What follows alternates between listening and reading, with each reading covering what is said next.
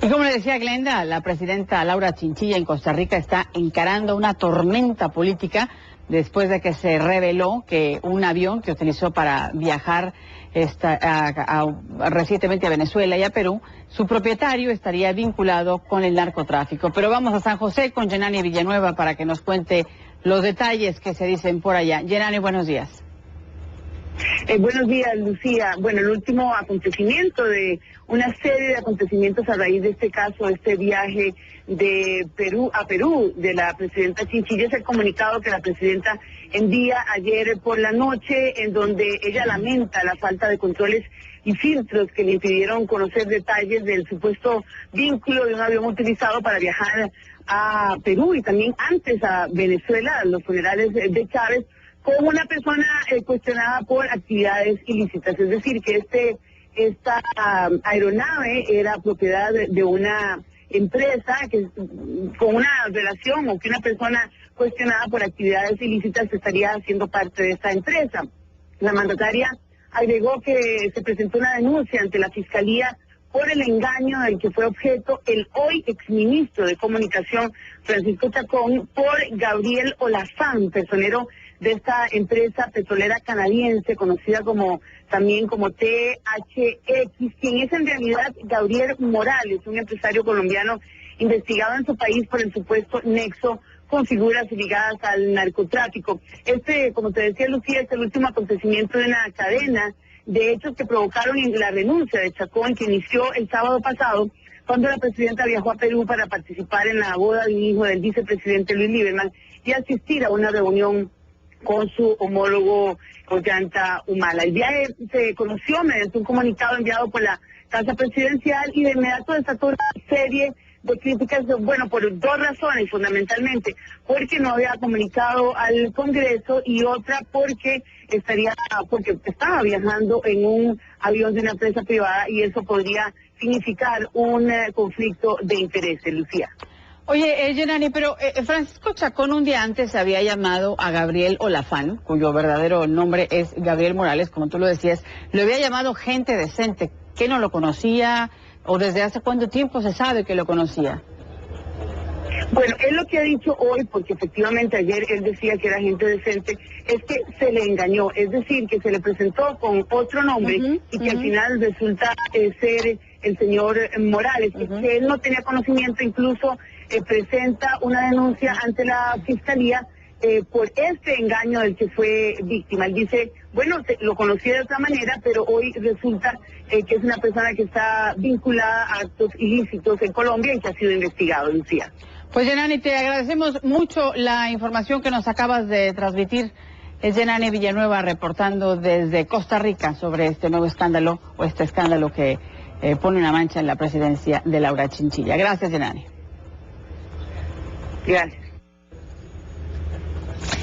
Bueno, vamos a contarles ahora lo que está pasando en Honduras como parte de un proceso de depuración. Comenzó la evaluación de los altos mandos de la Policía Nacional, a quienes se les aplican 4 pruebas de confianza que deberán pasar si quieren continuar en la institución. Elvin Sandoval nos informa que el ausente en la presentación de los agentes a ser evaluados fue el propio director de la Policía Nacional, Juan Carlos Bonilla.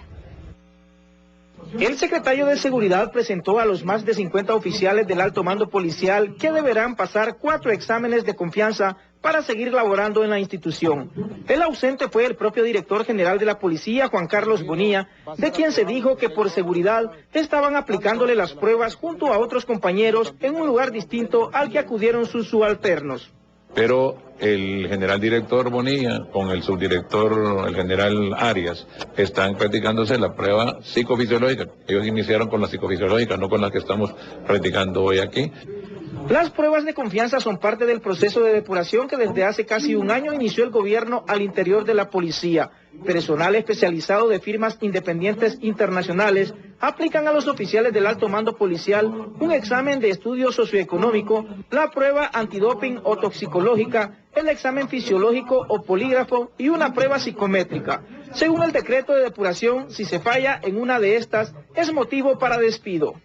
Algunas de ellas son acciones correctivas, otras obligarán al abandono de las funciones, pero esos extremos serán según cada caso. Desde junio del año pasado que se iniciaron las pruebas de confianza, unos 1.500 policías entre agentes de la escala básica y oficiales de bajo rango se han sometido a los 4 exámenes. Según las autoridades policiales, 223 reprobaron sobre todo la prueba del polígrafo, por lo que fueron separados de la institución. Los diversos sectores de la sociedad esperan que con las pruebas de confianza que se les aplica a la alta cúpula policial exista una verdadera transparencia en el proceso de depuración. Eso realmente dará confianza a la ciudadanía que tenemos una buena cúpula que nos va a permitir que nos brinde seguridad. Lo que espera el pueblo hondureño es que realmente tengamos una policía altamente depurada. Las autoridades de la Secretaría de Seguridad se comprometieron en dar los resultados de las pruebas aplicadas a los altos oficiales de la policía una vez que éstas terminen de aplicarse a finales de esta semana. Para CNN, Elvin Sandoval, Tegucigalpa. Tenemos información ahora de Bolivia. Están encarando los bolivianos otro día de movilizaciones sociales y mientras el gobierno y la principal central obrera siguen hablando, no se han puesto de acuerdo sobre una revisión en cuanto a la ley de pensiones. Por el momento esto es lo que sabemos. Grupos afines al oficialista Movimiento al Socialismo tienen previsto movilizar campesinos en defensa de la democracia, dicen, y del presidente Morales. Se estima que desde que comenzaron los conflictos, el comercio e industria del país han perdido casi 177 millones de dólares. Los conflictos se dan en momentos en que la Cámara de Diputados dio el aval para que Evo Morales se postule a un tercer mandato presidencial. Bueno, para hablar de la situación que se vive en Bolivia y entender un poco más lo que está sucediendo, nos comunicamos ahora con el profesor Eduardo Gamarra de la Universidad Internacional de la Florida, quien amablemente nos acompaña desde República Dominicana. Muy buenos días, gracias por estar con nosotros, profesor. Y bueno, hemos visto que varios grupos sociales se han ido plegando a la presión contra el gobierno bajo la excusa de la ley de pensiones, donde se traza la línea y quisiéramos saber exactamente dónde se traza la línea y se avisora alguna solución a este problema. ¿Usted cómo lo ve? Bueno, este es un conflicto que ya tiene casi 11 días, si no me equivoco, hoy se cumplen 11 días del conflicto, y es un conflicto básicamente entre la Central Obrera Boliviana, que agrupa sobre todo a grupos asalariados, desde maestros hasta sectores fabriles, y se han unificado en torno a una solicitud que es interesante porque piden una ley de pensiones que les reconozca el 100% del último salario devengado. En otras palabras, podrían jubilarse con el último salario que hayan obtenido en su vida laboral. Esa es una demanda interesante y que critica en todo sentido una ley de pensiones que para ellos en este momento es injusta y de alguna manera pues lo que ellos ven es un entorno económico interesante en Bolivia. La economía según el mismo gobierno está bien y por esas circunstancias entonces la clase obrera piensa que se debe reconocer entonces un ajuste en la ley de pensiones que de alguna manera pues tome en cuenta lo que está sucediendo, lo que dice el gobierno que está sucediendo en materia económica. Profesor, este malestar social ocurre en el mismo momento en que los diputados pues prácticamente ya allanaron el camino para que Evo Morales se postule de nuevo para un tercer periodo presidencial para el año que viene, para el 2014, solo falta que él mismo lo ratifique constitucional y legalmente, entonces ahora solo depende de él. Bueno, en Bolivia, como muchos de los otros países digamos, países bolivarianos o con socialismos del siglo XXI, se han hecho interpretaciones constitucionales de las mismas constituciones que aprobaron los presidentes de esta tendencia ideológica, por medio de la cual pues han logrado reelecciones sucesivas. Esto lleva, en el caso de Bolivia, a una interpretación, muchos cuestionan la constitucionalidad de la misma, y eso podría de alguna manera interpretarse como el trasfondo político que lleva precisamente a esta huelga general. Hay quienes, inclusive el gobierno, lo que ha hecho es que ha movilizado al partido oficial, al MAS, y también a CONALCAN, que es una agrupación de sectores indígenas y afines al gobierno, para contrarrestar la manifestación, la huelga general que ha puesto la COB. De manera que yo creo que es un momento donde obviamente hay un trasfondo político importante, pero también creo que tenemos que entender que esto es una característica, estas movilizaciones siempre han sido una característica de la política en Bolivia, y debemos acordarnos que hace 10 años fue precisamente un entorno similar a una manifestación de la COB, manifestaciones de sectores indígenas dirigidas por el presidente Evo Morales, y también un motín policial, los que eventualmente llevaron a la renuncia del presidente Sánchez de Lozada. O sea, de alguna manera el presidente Morales paradójicamente tiene su propia, está viviendo algo de la propia medicina que él le había dado al gobierno anterior.